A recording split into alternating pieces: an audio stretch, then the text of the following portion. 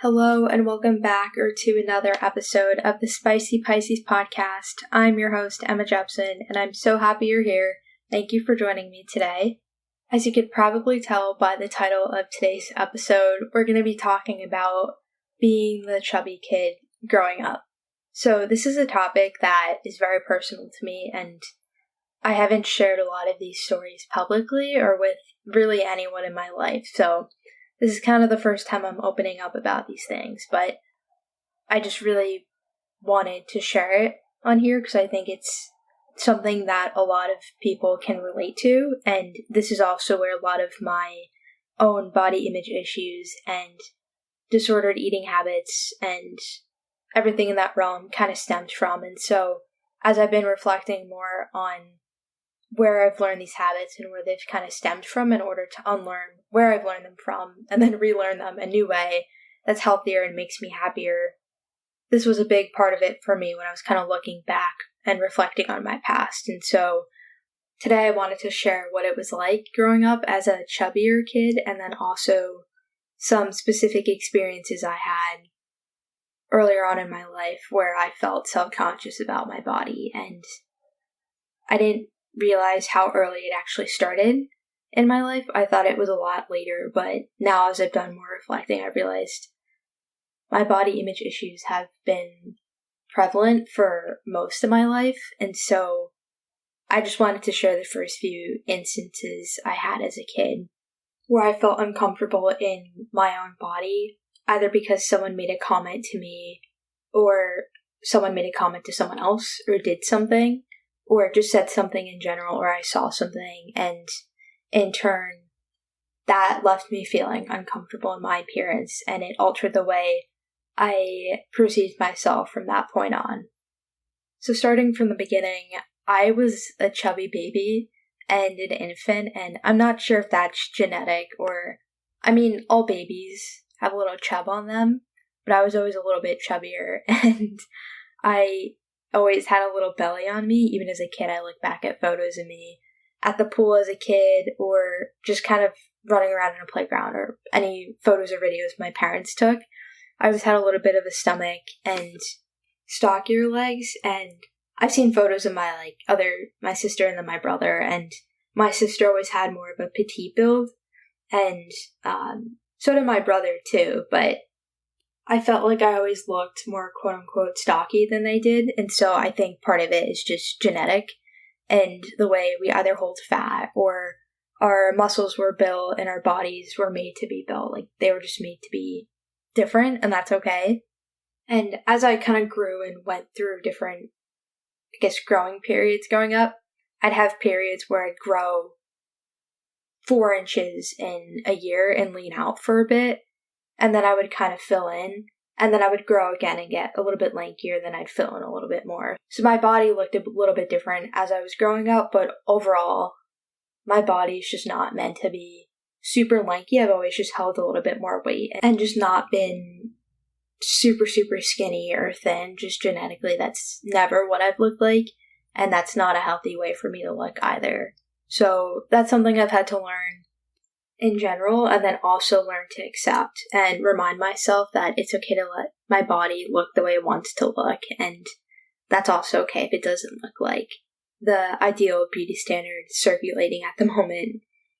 I remember having a hard time accepting this as a kid, and the first instance I can remember of where I was acutely aware of the way my body looked and how it compared to other people's was, I want to say 3rd or 4th grade, and I was going to a lacrosse game with my friend's mom, who was driving me and 4 or 5 other girls to the game. We were all carpooling, and I remember we were sitting on the chairs in the car and just being aware of the way their thighs spread out on the chair versus mine, And like I said, I've always been a little bit stockier, so I noticed that mine sprawled more than theirs did, even though we were also all relatively the same height and the same age, and so that made me a little unsettled at the time.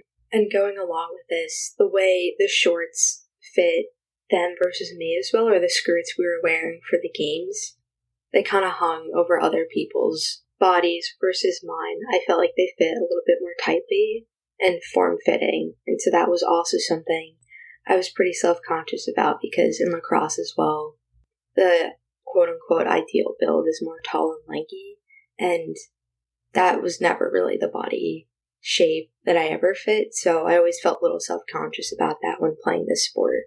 And then another instance from lacrosse is I think it was going into 6th grade or 5th grade, and the cool thing to do in the summertime and during warmer practices was, instead of wearing a t-shirt underneath your penny, or the reversible thing you kind of throw on top of your jersey or whatever you're wearing so you can like play on certain teams and scrimmages and stuff, was instead of wearing a t-shirt underneath, you just wear like a fun colored sports bra or something. That was the cool thing to do in like 5th or 6th grade. And I remember I really wanted to partake in this trend because I wanted to fit in and be seen as cool by the other girls. And so I went with my mom to Target and I got like this neon orange sports bra and then a few others, and I'm honestly shocked that she agreed to take me, but I'm glad she did though, because I felt a little bit more, I guess, connected to my teammates and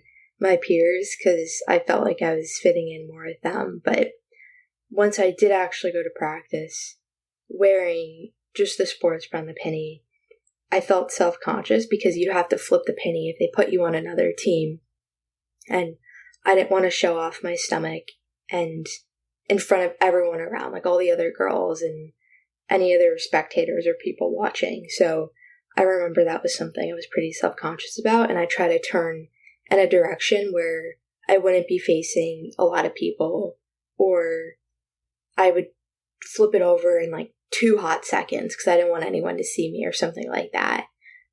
So I remember that was something I was pretty self-conscious about. And also, I'm going to call it arm flap, but it's literally just your arm when you fold it down. Sometimes you have a little like just skin that sticks out, and some people's go inward towards their chest, and then some people's go outward, if that makes sense, towards their shoulder, and mine has always gone outward. And so when I used to wear just the sports bras and the pennies, sometimes it was noticeable if it was more of a if the penny kind of came more in like a razorback style. So I just remember being kind of self-conscious about that as well, and seeing these other girls who the clothes pretty much just hung over them versus me. I felt like there was pieces of skin sticking out, and it wasn't just setting perfectly flat down.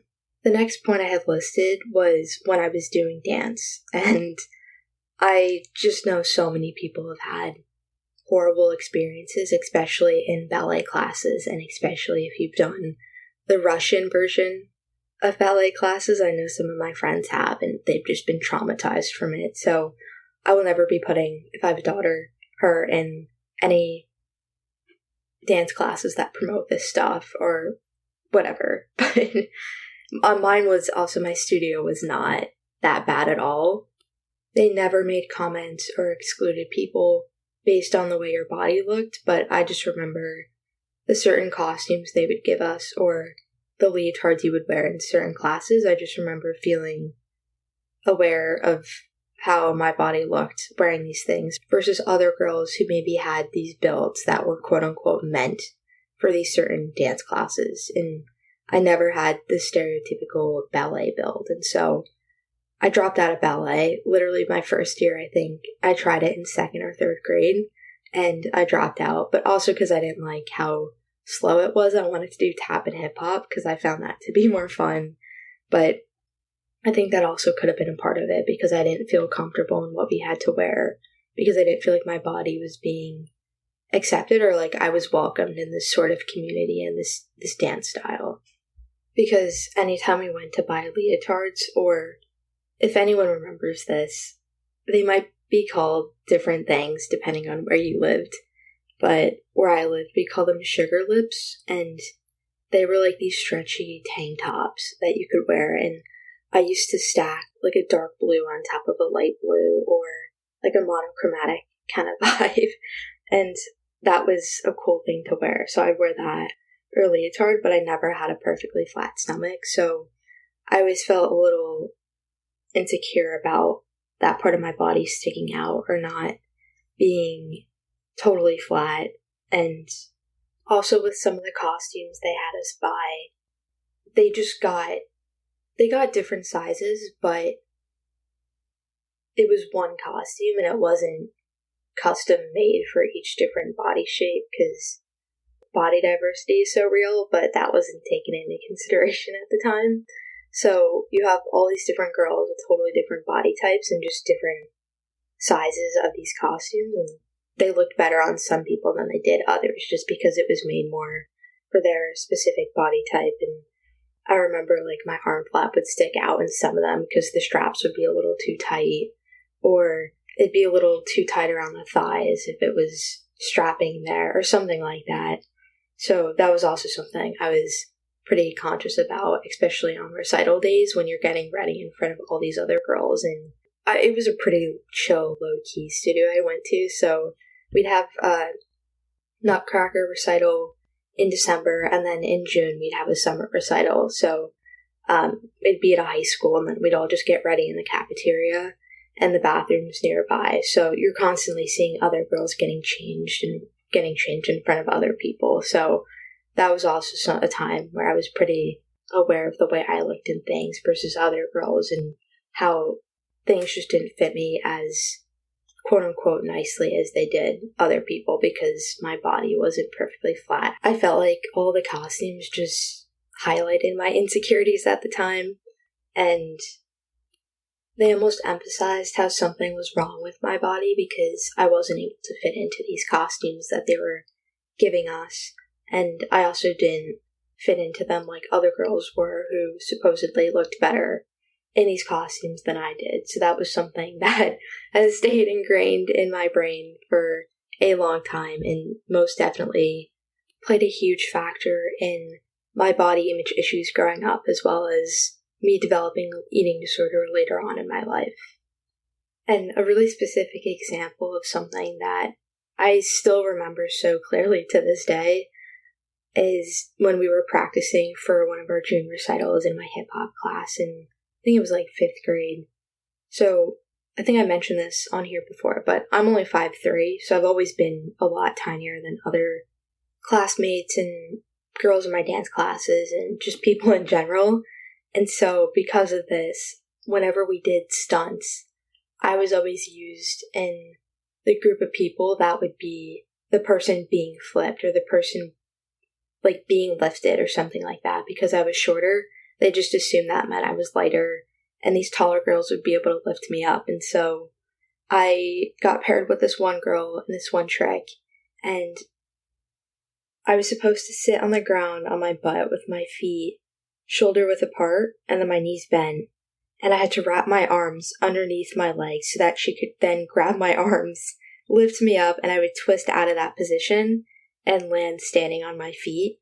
So it was actually a pretty sick stunt, and I remember practicing. We had so much fun, and once we finally got it, we were so happy. But I remember one of the first few times we were practicing, she says out loud, "Oh, you're heavier than you look," and she meant it as a joke, and other girls around heard, so they laughed a bit too, and I was laughing too, but I remember being so hurt and offended by that, because I was also 9 or 10 at the time too, and that's still such a core memory in my brain today, and I've thought about it so much, and I don't think I said anything looking back. I think I just laughed, but I just remember I felt so uncomfortable, and it definitely made a lasting impact on how I viewed my body and perceived myself as a person growing up. And I completely forgot who this girl was, and we only had that one class together, so we never saw each other again. So, no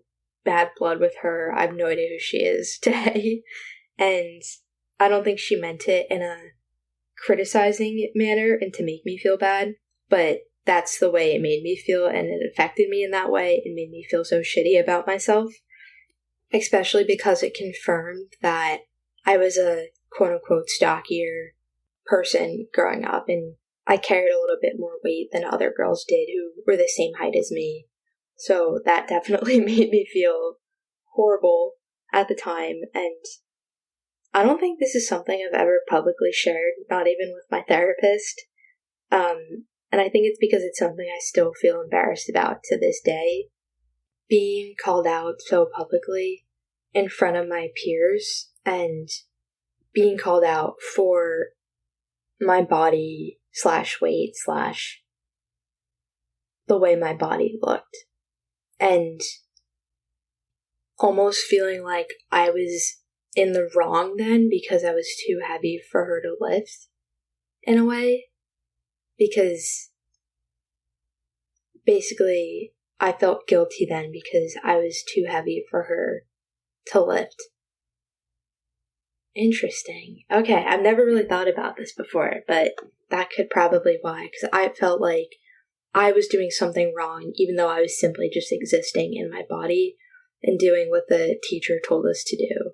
And she always made me feel guilty and ashamed and in the wrong for not being as light as these other girls, when really that's to some degree out of my control and just based on genetics and other things that you can't control no matter how hard you try. Interesting. Okay, I've never really dove into this before, but that could probably be why I was so embarrassed to kind of bring it up. But you guys are hearing it here first, so really getting deep on here. So I hope this is, and my point of getting really deep too is I feel like you can share a lot of general examples and advice and whatever, but really diving into these deep experiences that you're still holding on to and bringing them to the surface and either talking about them with a friend, a family member, a therapist, even literally just record yourself on voice memos. That's what I used to do. And it was so helpful. I would just talk to myself and just release all the thoughts going on up in my head and just have a conversation with myself about these things running through my mind. And so I think that's really helpful. That's one thing that's helped me a lot, and I recommend you do.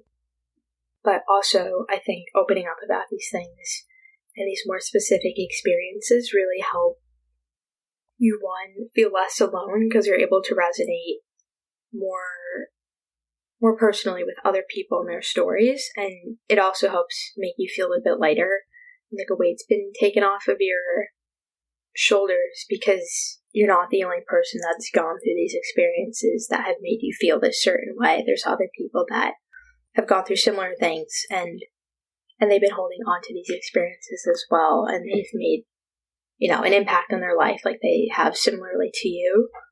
And also you can learn how other people have overcome these experiences that have had a very impactful, lasting influence over their lives, and you can pull from the advice they share and from their own experiences that they share and apply it to your own life and helping you heal and relearn things and see things a different way. And it just helps hearing someone else talk about these things, because I know for me, when I was struggling with my ED in the thick of it, I knew I wanted to change my mindset, but I didn't have anyone else in my life who was talking about food and body and exercise in a way that I was turning towards and I was heading in the direction of. So I didn't have anyone to help guide me in that direction or to see as a role model and someone I looked up to and who could help coach me in that direction. I didn't have anyone like that. So I think opening up, that was really important, because then you're able to share your experience with something and how you went about either overcoming it or seeing it in a different way. And that could help so many other people without you even realizing it, because you're helping other people feel comfortable speaking up as well about their own struggles and opening up about what they've gone through as well, which I think is incredibly important, because it just helps other people to feel like they're not alone. And I think that's like the most important thing. And one of my biggest goals with opening up on this podcast is just helping other people feel like they're not alone in whatever they're feeling or going through. So I went off on a bit of a tangent there, but getting back to the main basis of this episode, the next point that I wanted to talk about was more so actually being in school and being around my peers there. I never felt like I was really in the in-group with other girls in majority of my classes in elementary school. I was also more of a reserved child and also sort of socially anxious, and so I tended to be more submissive to more outgoing people. And part of me was okay with that, and I was always okay just being alone and entertaining myself during recess or any free time we had. I was okay just hanging out with myself or not being the main focus and the main outgoing person in the group. But I think there was also pressure from my parents at home to make friends and fit in. So part of me also wanted to feel included because we also all do. It's just human nature to want to feel like we're a part of the group and we're being accepted by other people. It's a survival mechanism. But I noticed that I also had a hard time, like I said, befriending people just because I didn't know really how to. But also I noticed that the people that tended to get more attention, or they'd always be sitting in the center of the lunch table versus me, I'd always be on the end, look a certain way or fit this certain image of what people thought was pretty or they wanted to look like. They were the ones that everyone wanted to be friends with them, And I realized I never really fit that. And so part of me also thought that maybe the reason why I had such a hard time making friends and why I felt like people didn't like me as much as they liked these other people was because of the way I looked and because I wasn't as skinny as some of the other girls. And for example, Children's Place, if anyone shopped there when they were a kid, if you remember the halter tops that they had, I was obsessed with them. And I would wear them, and then other girls would wear them, and my arm flab would stick out, or maybe my stomach would be a little bit more visible than other girls, or if I wear shorts, maybe my thighs ripped together a little bit versus other girls, they didn't.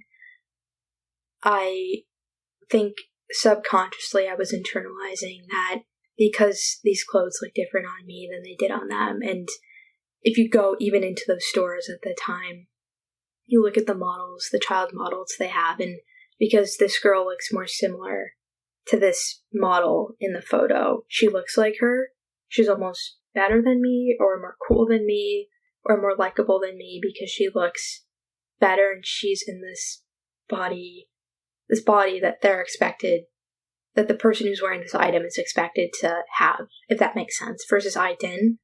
So I almost thought that put me down a step from that person. So that's going pretty deep. I don't know if that's exactly why I felt that way with making friends. I always thought it was because I was just socially anxious, but I think it was also due to other reasons and just mean girls as well. I was bullied a little bit as a kid and had some encounters with some mean girls and comments being made and people excluding me, and I definitely was awkward and I wasn't as outgoing as my older sister, who had an easier time making friends, I felt, or some other girls in my grade where it almost seemed like it came easily for them, like people just naturally gravitated towards them. And of all these comments that people have made to me or about me, I think I internalized it because I didn't look like some other girl and because I wasn't thin. I thought that had something to do with it. And maybe it did, maybe it didn't, and it could be a case-by-case basis too, where I just didn't vibe with some people on a personality level versus some people it might have been simply because of the way I looked and they thought I wasn't cool enough to hang out with them, or they just felt the need to be mean to me because they didn't think, they didn't like the way I looked, or they disapproved of the way I looked for some reason. And that was hard as a kid, and now that I've gotten older, I learned that you shouldn't be changing the level of respect that you give people based on the way they look. That's just so fucked up, and so many people do it, and I'm not going to say I've never done it before because it's just it's internalized in our society today, that whether it be race, skin tone, gender, like hair, texture, color, body size, body shape, jean size, like eye color, literally, you look at history too, and like it's something that's just ingrained in our society, and people just think it's normal to change the way you treat people based on the way they looked. And there's so many biases that we don't even know we possess, that we exert every single day, that we've learned about in a few of my classes. And it's, human heuristics, and it's crazy that you don't even know you're doing that, but yet you are. And that's something I've been trying to be a lot more aware about when I go about my day-to-day. And specifically, there's so many other examples we could dive into with that, but specifically with body image, diet culture has just created this insane hatred towards people who aren't thin. And being thin means you're better than other people, and we're going to put you up on a pedestal versus someone else that isn't insanely thin. You should be contemptuous towards this person because they're beneath you, because they're not thin. So you're better than them, basically. And that's just something, again, that's so ingrained in our society. And that takes a lot of time and effort to unlearn. Because again, you don't even realize you're doing it sometimes. It's so subconscious that we don't even recognize that we're changing the way we treat people based on the way they look, specifically relating to body. And, I think as a kid, you're learning these things from, one, any entertainment media that you watch, but a lot of it comes from the household that you grow up in. And so I know I definitely grew up in somewhat of a diet culture household when I was younger, but now I've spoken about this on here as well, but I've been a lot more open about what I've gone through and setting boundaries with certain family members so that it feels more of like a safe space for me going through recovery. But as a kid, you're not aware of these things, and you don't really you're like, oh, I think this is bad, so I don't like when you say this to me, so we're going to set this boundary. When you're 10, like, you don't know how to do that. And also your parents are probably not going to have those types of conversations with you when you're that age, because they think they know better than you, because they're, the parent in the household. But when you get older, it's a little bit easier because you're more of an adult. And I feel like now it's more of like a equal friend relationship as opposed to a very parental figure and then child typical dynamic. But anyways, I think as a kid, certain moms were feeding these beliefs to their children. And they would make comments about the way people looked, or, fit into certain clothing or whatever. And I've heard some as well, if I've been over at friends' houses or on, carpooling with friends to a sports game or in the dance studio, you hear comments being made from other parents and guardians. And, I think we pick up a lot of this stuff from the people that were around at that age. So I think some of the girls treated me and other people this way because, other family members were saying comments like that, so they thought it was okay to make those comments as well, or whatever it might have been. So I've also learned that it's a lot of subliminal mindsets where they don't even realize what they're saying is wrong, or they shouldn't be behaving this way. And as I've been diving back into my childhood and therapy and journaling and kind of understanding my triggers, I've realized that although those comments and the way people treated me and behaved around me, even though I definitely took it very personally, and even though it feels very personal, like a personal attack on me, I shouldn't see it as a personal attack, because they're just projecting their own mindset onto me, and the way they act doesn't say anything true about me. It says more about them and what they think is an okay way to treat people. And just because they treat me like I'm different or weird doesn't mean I'm different or weird because I thought that I was as a kid, and I'm going to dive into eating right after this, but I dealt with binging a lot as a kid, and it's because I felt very outcasted and alone, and like I didn't fit in and people didn't like me as a kid, and so I kind of indulged in food because it made me feel good, and it was a way for me to kind of outlet my emotions at the time. So that also played a role in my body image at the time and like the way I looked. I'm going to talk about that more in a second, but I just want to wrap up with this one point of my body image has been an issue that I've dealt with since I was like probably first or second grade. And it made me believe that if you look a certain way, you're innately better than someone else. And automatically you have a step up on someone, or people should gravitate towards you because you look this way, as opposed to someone else that doesn't necessarily fit that mold. And that's something I internalized for the longest time growing up. And so that definitely was where a lot of my self-esteem issues stemmed from as well. And like sense of self and sense of my self-worth as well. And I've done a lot of reflecting on that and reminding myself that your worth and your value does not come from the way you look, because as a person, you're so much more than just the body you were put in. You have like a soul and personality and story behind you, and there's so much more to you than the way you look. So that's a lot of relearning I've had to do, but that's a large part of where my body image issues stemmed from. Growing up as a kid and kind of going all throughout, middle school and high school and early college as well. So now moving more into eating habits. Looking back, I ate a lot of sweets as a kid, and I never really had an intuitive relationship with food growing up. I felt like I would just eat and eat and eat, and I wasn't able to stop or really tell when I was full or when the craving cue kind of went away. And now looking back, I think it could almost be classified as binge eating, because I didn't know how to express my emotions of feeling left out and like I wasn't worthy of fitting in. And so I turned to food to make myself feel better.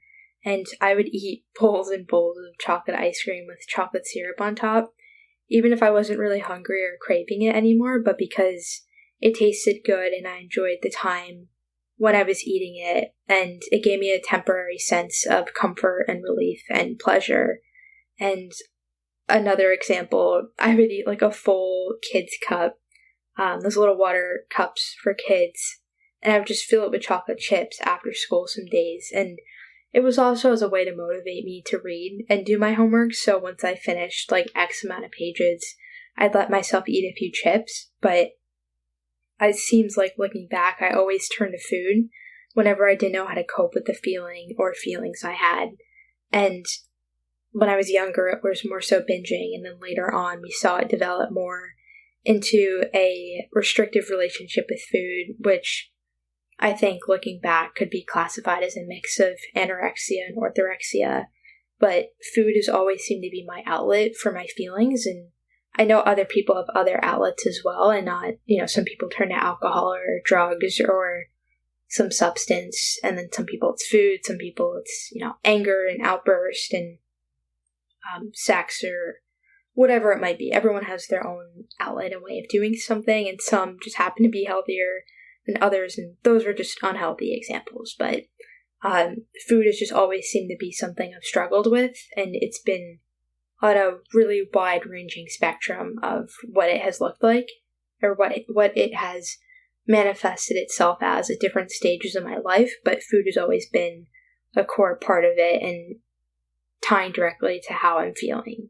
And so I think eating more sweets as a kid definitely contributed to my body image at the time, because I was eating a lot of high, and when I'm saying high calorie, I mean it in a factual way, like high calorie foods that definitely were not making me feel my best. And now I've kind of learned what it actually means to eat intuitively, and understanding the difference between needing something and wanting something, and honoring both, and just because I want something that's not necessarily something I need or that's gonna make me feel the best, if it's something I want in the moment. For example, my friends and I go get ice cream after dinner, and it's like a hot summer night in August, and it just sounds really fun, and we're all gonna try a fun flavor. Like, I'm not gonna let myself miss out on experiencing that moment just because I'm afraid of eating something that's not quote unquote healthy. So that's the time when I would let myself, count memories over calories, but then actually needing something, for example, food high in, like fiber to help with my digestion, because, and just feeling good and like not having gas or uncomfortable bloat or something, just because it makes me feel better as I go about my day. And foods high in protein, because that's when I feel best and most energized as well. Fruits and vegetables and all the vitamins that they contain, they just make me feel a lot better and mentally happier and less foggy and just more excited to go about my day and get out of bed. So making sure to have a balance between the two. But at that time, I wasn't really eating more quote unquote nutrient dense foods. It was a lot of processed foods, and while I allow myself to eat those now, I know I need to have that balance just because I need certain vitamins and foods.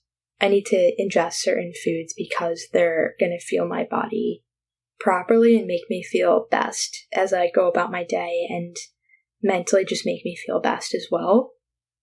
But at the time, I didn't understand that, and I was just eating a lot of foods that weren't making me feel great, and I just felt stuck in that cycle of hating my body, and then I would take it out on food and then hate myself for eating that food, but then eat it again because it would make me feel better for the time being, and just stuck in that constant negative feedback loop.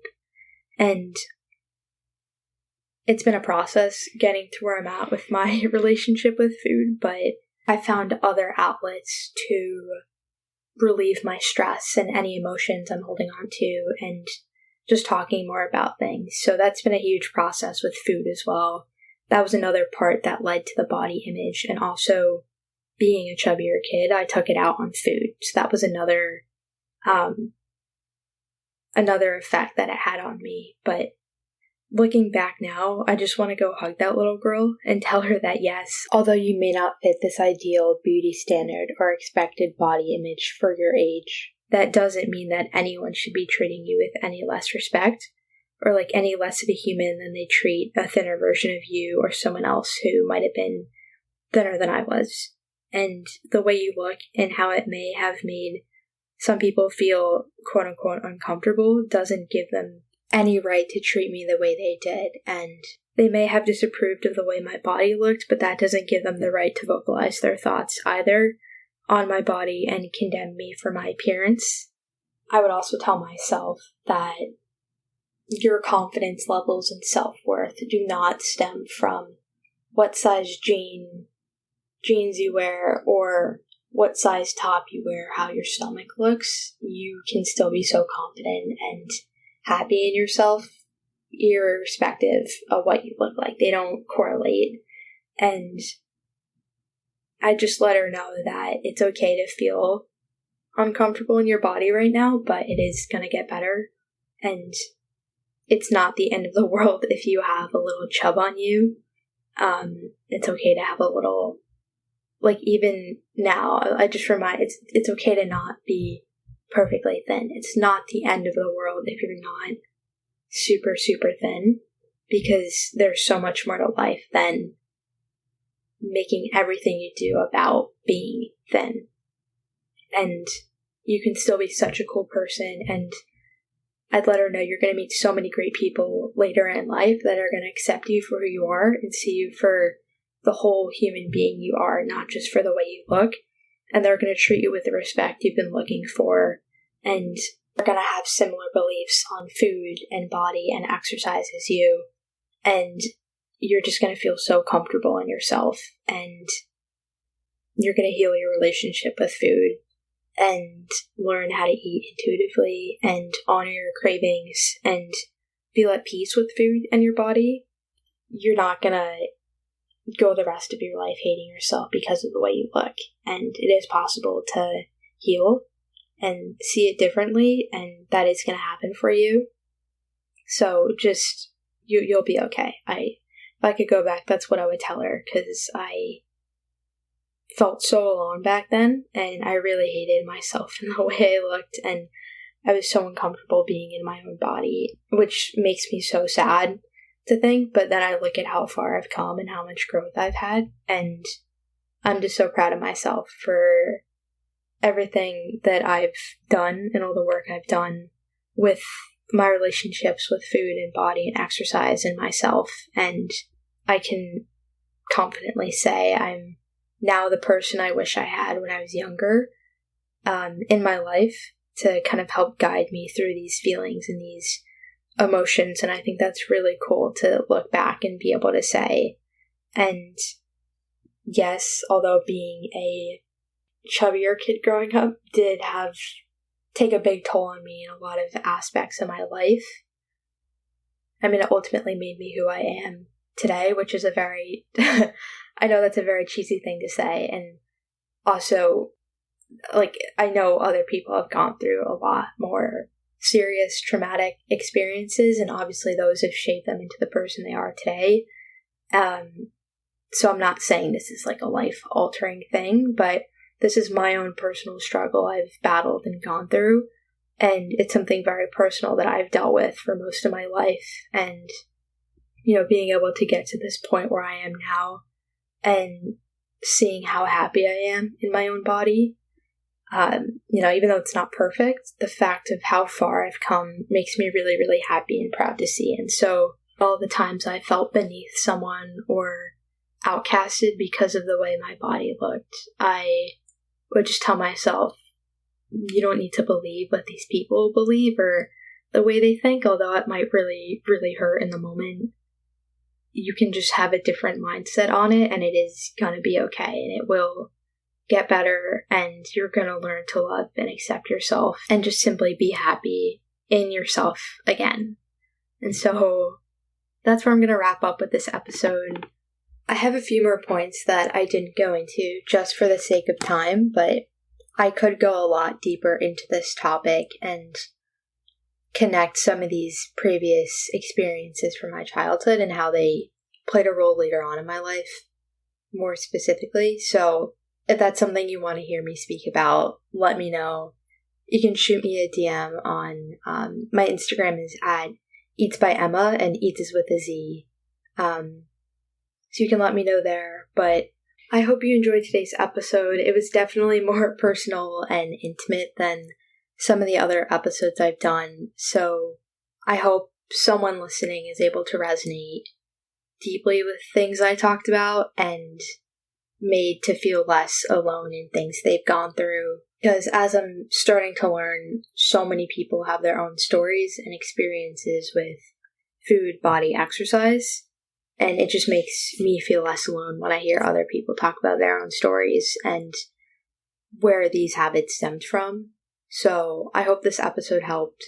If you did enjoy it, feel free to leave a rating and a review. Whatever you think it's deserving of. It just really helps my podcast and putting it onto other people's pages similar to you who might find value in it and be able to also resonate with the messages that I'm putting out there. So I would really appreciate that. No pressure at all, though. And yeah, again, I hope you enjoyed today's episode. I hope you have a wonderful rest of your day, of your week, and I will see you in the next episode. Bye.